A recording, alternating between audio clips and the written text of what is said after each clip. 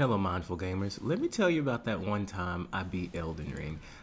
This is my greatest gaming achievement, to be honest with you. There are a lot of things I'm proud of. Beating Mass Effect on Insanity difficulty is one of them. There are so many things that I'm really happy about. Getting into the top 100 leaderboards in Injustice 2, like learning what frame data was and becoming a better gamer. But beating Elden Ring, it's the best gaming. I just wish everybody could experience this feeling.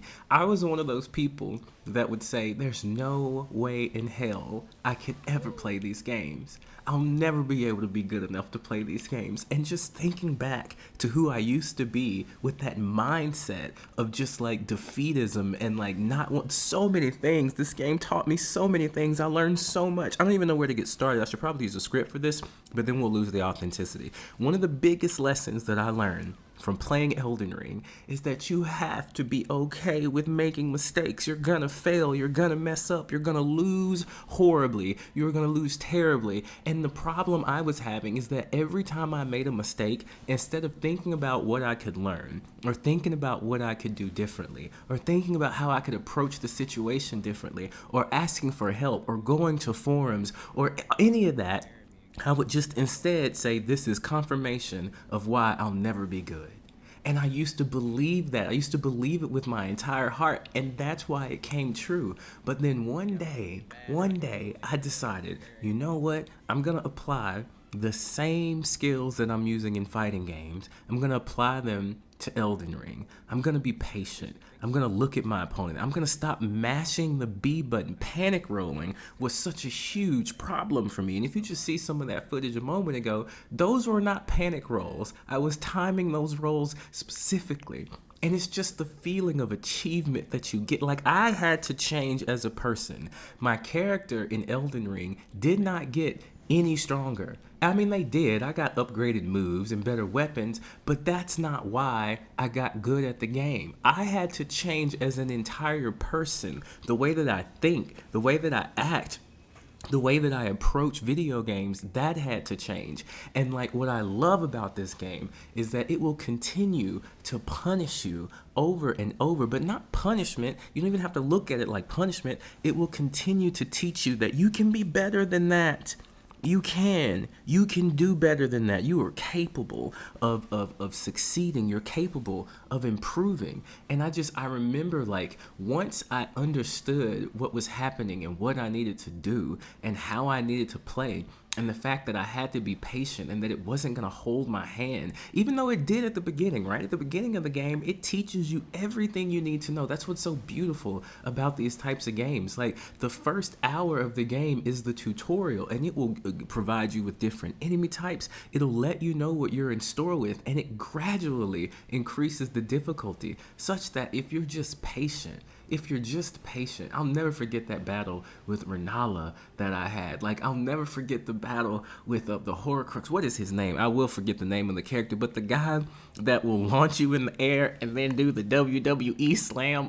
I'll never forget when I beat these bosses. It's it's ingrained into my memory, and I am a better person because of it. And it just speaks to the power of video games to transform your life. If you are someone who thinks you can never play these games, if you're someone who thinks I'll never be able to be good enough, the reason is because you think that way. That's all that it is. There are people who have beat this game on a dance pad. There are people who have beat this game with their eyes closed. There are people who have beat this game in a variety of different ways. The only reason that you think you can't do it is because you simply don't believe in yourself. And the game believes in you. That's why it doesn't make it any easier. It believes in you. And this was just one of the greatest experiences in gaming. At the end of this, when I hit that final hit, I let out a scream that is just, it's like that scrub inside of me was letting go of their last bit of belief that I'm not capable. It was such a cathartic experience, and I can't say, there's so much to talk about. There's so much.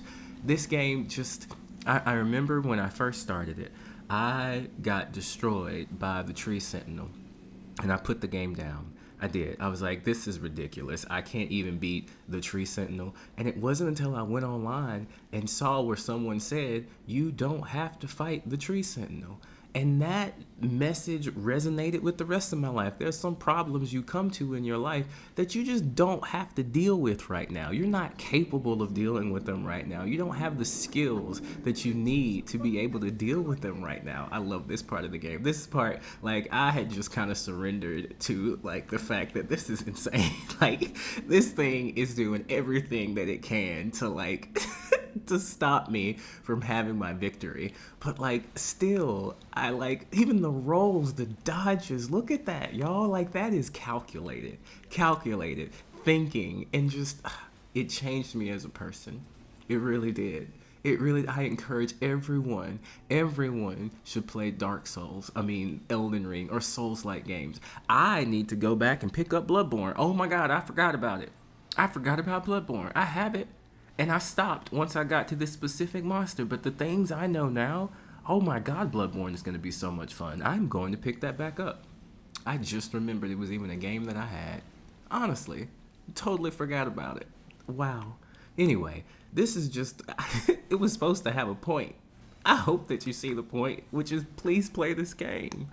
Play this game. If you think you're not capable, if you need to grow in your life, if you're someone who starts things and stops them, if you're someone who's looking for like discipline or learning how to motivate yourself, like if you're someone who makes mistakes and you're really hard on yourself about them, play Elden Ring or any Souls-like game. It doesn't have to be Elden Ring. If you don't like the style of Elden Ring, check out Code Vein. Code Vein is one of the most beautiful anime-like Souls-like games. It does get a little repetitive. I hate that the song doesn't get better, but if you want to lead the theme song for the boss fights doesn't change.